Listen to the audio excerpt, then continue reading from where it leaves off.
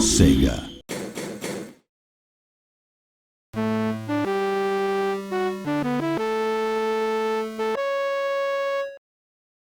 It's well known that the original TV show Star Trek was based around using communication to solve problems, rather than shooting everything you see. Luckily, Sega's arcade Star Trek game was positioned as a strategic operations simulator, so you can commit genocide without any harmful real-world effects. Yay! First, we'll look at the 1982 arcade version of the game, running on Sega's G80 vector graphics based hardware. I'll be using MAME to run this. Then we'll compare it to the 1983 DOS version of the game, which runs in 4-colour CGA mode. I'm running this on DOSBox. The arcade version from 1982 came in both a traditional stand-up cabinet and the captain's chair sit-down unit, as shown here. It ran on vector graphics based hardware, essentially similar technology to oscilloscopes, leading to a slightly flickery yet bright and sharp image. The attract mode begins with the Star Trek logo and a sound clip, "Be the captain of the Starship Enterprise," which apparently says, "Be the captain of the Starship Enterprise." There's then a lengthy how to play sequence showing the various things you'll encounter in-game, along with details of how starbases can be used and destroyed, and how being hit by weapon fire will gradually lose ship functions. This sequence then loops over and over. The game itself runs in 3 separate windows. The top left corner shows the health of your shields, number of photon torpedoes, and amount of warp drive left, whilst the main lower window shows a first-person perspective from the Enterprise. This window makes the gameplay feel a little like a space-based version of Atari's Battlezone. The top right window is where you'll spend most of the time looking. It shows a top-down view of your ship, starbases, and Klingon warships. The Klingons can either be red, which will attack starbases first, purple, which attack you directly, and white, who will quickly ram you. On top of this, there are antimatter UFOs that wheel about space, arcing away from you. If they come into contact with the Enterprise, they'll drain your warp drive energy, leaving that function unusable. Speaking of which, warp drive allows you to boost around the screen quickly in order to dodge enemy fire. The Enterprise is also equipped with infinite forward-firing phasers, as well as limited photon torpedoes, which will destroy a wide radius of enemies when detonated. Shield, photon torpedoes and warp drive can be increased by docking with space bases. After a few stages, you'll come head-to-head with the main enemy, the AI space robot Nomad, who whizzes about dropping extremely damaging space mines that explode in chain reaction should you shoot them. Luckily, it only takes 1 shot to destroy Nomad, but doing so can be tricky. After Nomad, levels gradually get harder with more faster enemies. This does cause the hardware to struggle a little, and slowdown is possible in later levels. Overall, it's quite a strategic game, as the name says. Now, settle back and watch me play a round of the arcade version to see how far I get. Watch out for Star Trek actors' voiceover clips along the way.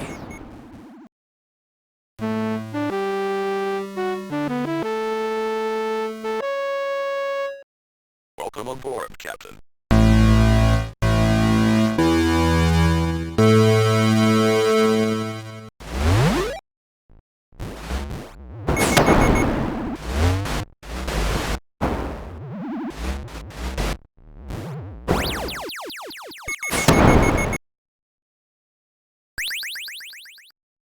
Entering Sector 1.2.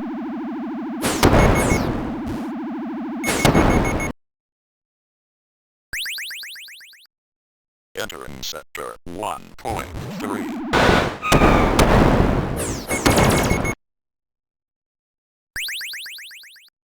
Entering Sector 1.4.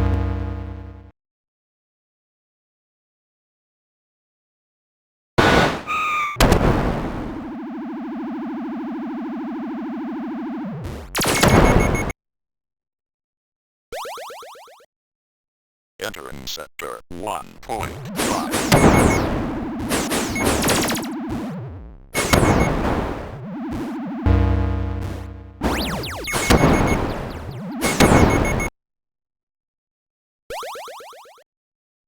Entering sector 1.6.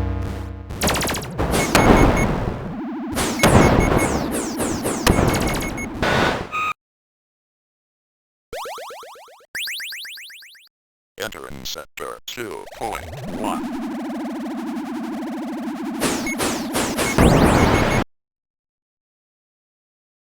Entering sector 2.2.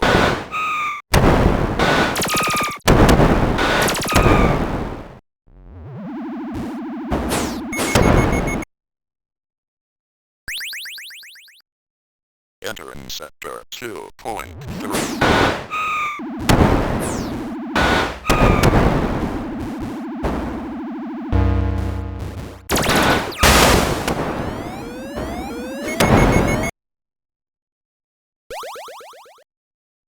Entering sector 2.4.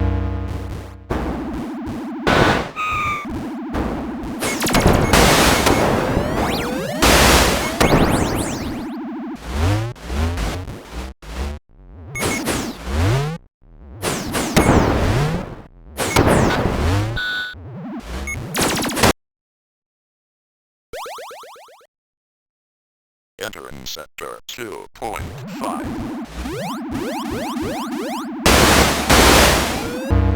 Damage repairs.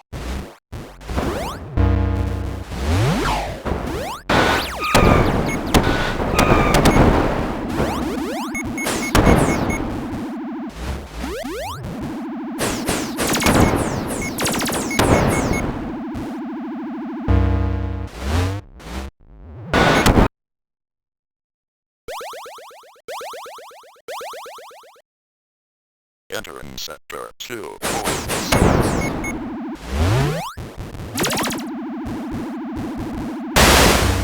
Damage repairs, sir.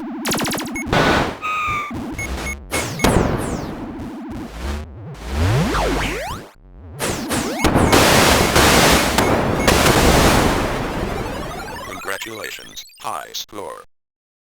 The DOS port was handled by Sega themselves and came out in 1983. It uses the warmer 4-colour CGA mode of red, yellow, green and black. There's no introduction sequence on the DOS version, just this basic startup screen asking if you want a 1 or 2 player game. Like the arcade, players then take turns to tackle each level. The graphics in this version have been switched to sprites instead of vector lines. This means that objects have far more detail, but things do get rather flickery when sprites get large, and there's a fair degree of slowdown, especially on later levels, regardless of how you set up DOSBox. The game plays largely the same as the arcade, with similar levels, Klingons, starbases, UFOs and even Nomad.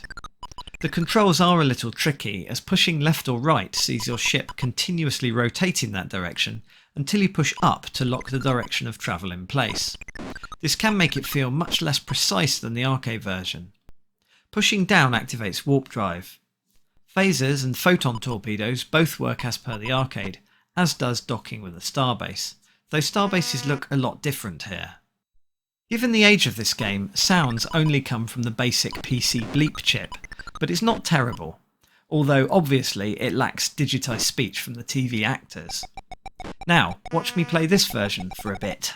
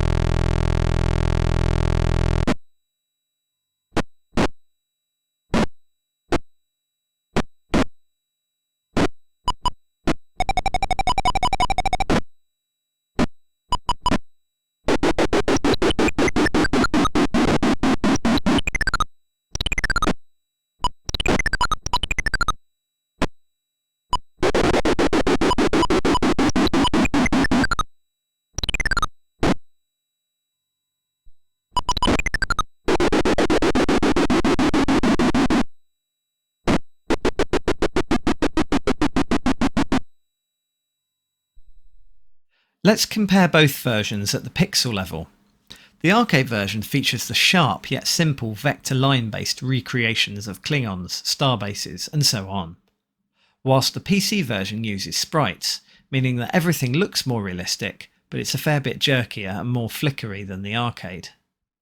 Let's compare both versions head to head. I'll attempt to show the same sequences where possible.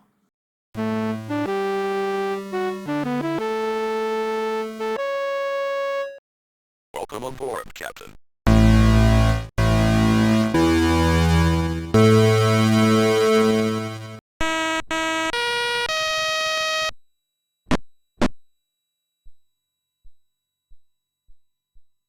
Entering sector 1.4.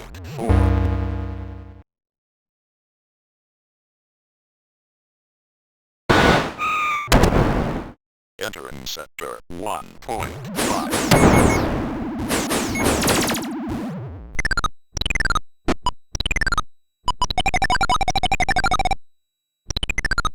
Entering sector 2.1.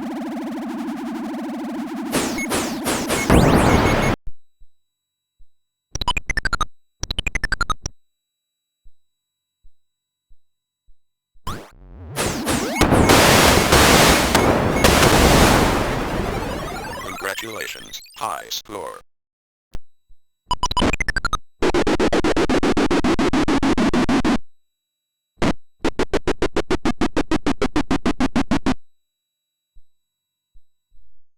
Despite arriving at a time where everyone was experimenting with vector graphics in the arcade, Star Trek does stand out as being a little bit different, and quite a nice challenge. The DOS port retains the gameplay of the arcade, but does struggle a little when the action gets busy. If you like this comparison of Star Trek Strategic Operations Simulator, give it a like. Or subscribe to find out when the next comparison is live.